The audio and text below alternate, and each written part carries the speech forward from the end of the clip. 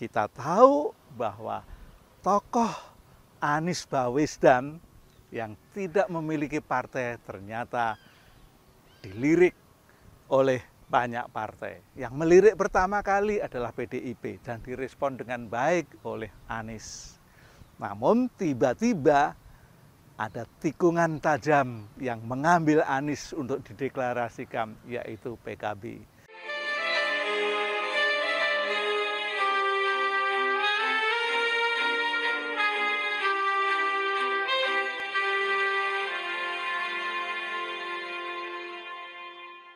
Hai sahabat usia Mas, pada saat ini kita ketemu kembali. Saya akan membicarakan masalah Pilkada Jakarta. Mengapa Pilkada Jakarta? Karena memang Pilkada Jakarta itu sangat menarik dan sangat luar biasa antusias masyarakat untuk memperbincangkannya. Dan yang lebih penting lagi, kita tahu bahwa tokoh Anies Baswedan yang tidak memiliki partai ternyata dilirik oleh banyak partai. Yang melirik pertama kali adalah PDIP dan direspon dengan baik oleh Anies. Namun tiba-tiba ada tikungan tajam yang mengambil Anies untuk dideklarasikan, yaitu PKB. Wajarlah kalau PKB mengambil Anies karena pada Pilpres yang lalu Anies adalah calon presiden dan didampingi oleh Muhaimin dari PKB. Nah, itulah pesona dari Anies yang tidak memiliki partai, tetapi banyak dilirik, banyak disambut, bahkan diajak untuk maju di dalam Pilkada Jakarta. Dan saat ini tadi sudah saya katakan, PKB sudah mendeklarasikan untuk mengusung Anies. Lalu bagaimana dengan partai-partai yang lain? Partai yang lain itu menampilkan sosok Anies dengan rekrutan dari partai pemenang Pilkada di Jakarta. Menampilkan kemenangan perolehan kursi di DPRD Jakarta, yaitu PKS. PKS pun nyambut kalau nanti toh jadi Anies dibawa dalam koalisi ya, bersama PKB, PKS, mungkin juga dengan PDI. Tapi mungkin akan terjadi hal-hal yang membuat itu agak mengalami kesulitan, yaitu tentang calon wakil gubernur yang akan mendampingi Anies. Mengapa demikian? Karena PKS sudah merasakan bahwa kemenangan PKS di DPRD Jakarta itu memperoleh kursi hingga 18 kursi. Itu yang tertinggi.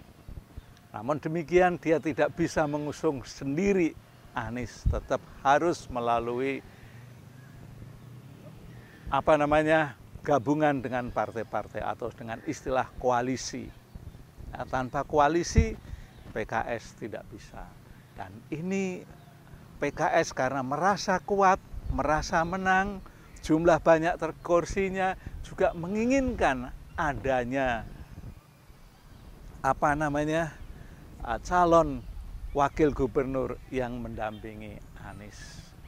Tapi PDI pun juga demikian. Tentu kalau nanti betul-betul mengusung Anies, pasti dia juga ingin mendapatkan calon wakil gubernurnya.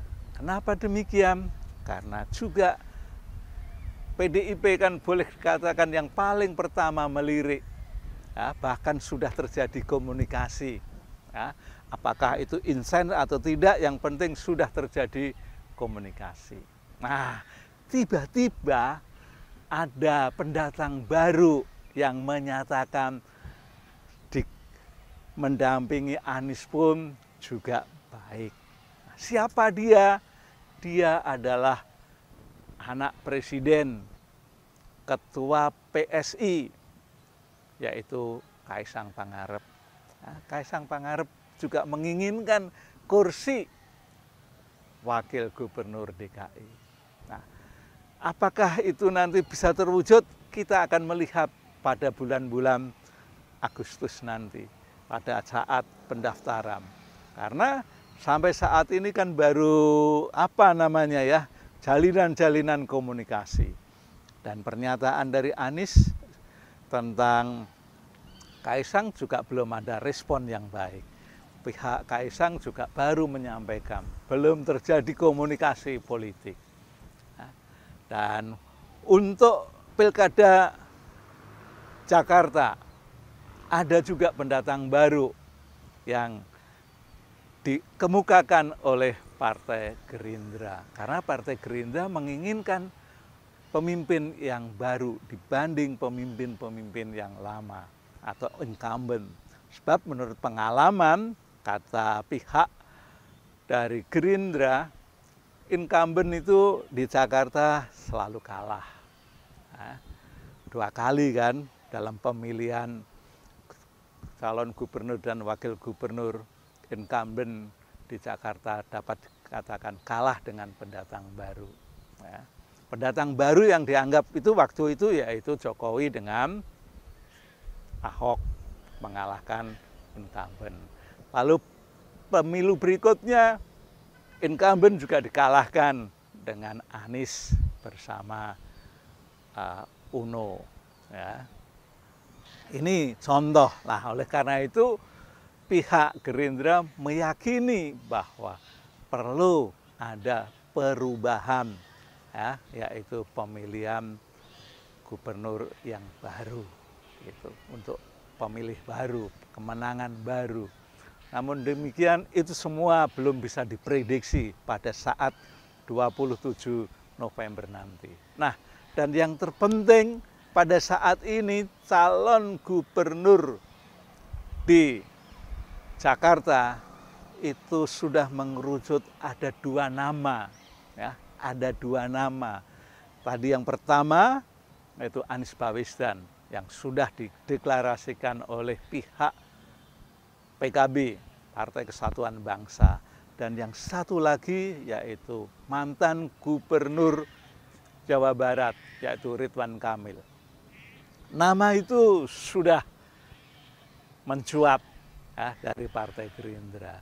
Lalu yang menjadi pertanyaan saya, kenapa ya partai-partai besar kok nggak punya calon sendiri yang begitu kuat untuk mencalonkan kadernya?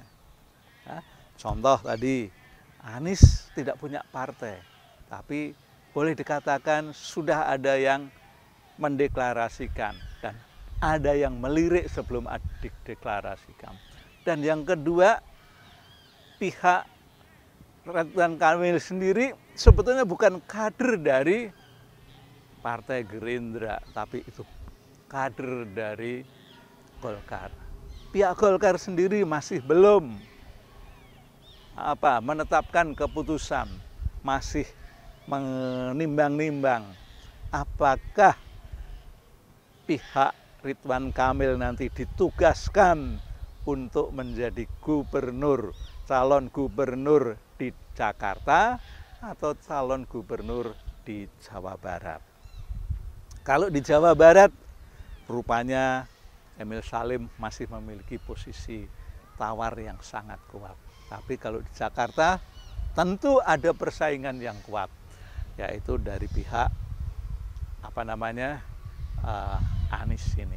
Jadi dengan 2 nama yang sudah tampil ini, yang sudah mengerucut menjadi 2, ya semoga saja terjadi nantinya, terjadi pertempuran yang kuat, terjadi persaingan yang kuat, tapi haruslah pertarungan itu sportif. Tidak perlu ada dukung-mendukung dalam hal dari kekuasaan.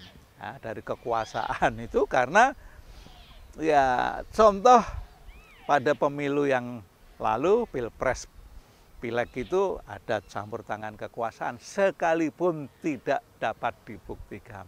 Dan kecurangan dalam pemilu memang sangat susah untuk dibuktikan. Ya. Oke, sampai di sini kita ketemu. Semoga pelaksanaan pemilu kada di Jakarta maupun di daerah-daerah yang lain tidak terimbas dengan hal-hal yang bersifat negatif, tapi semua dapat dilakukan secara jujur, adil, terbuka, dan dapat dilihat secara luas oleh masyarakat untuk menilainya. Oke, sampai ketemu pada kesempatan yang berbeda.